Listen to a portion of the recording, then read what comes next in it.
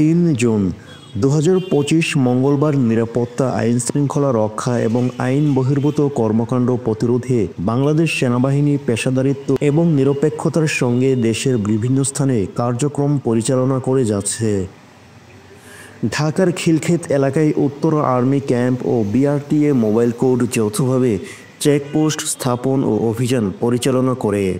চেকপোস্টে তল্লাশিকালে মোট ২৫টি বাস পরীক্ষা করা হয়, যার মধ্যে বিভিন্ন অনিয়ম ও ত্রুটি লক্ষ্য করা যায়।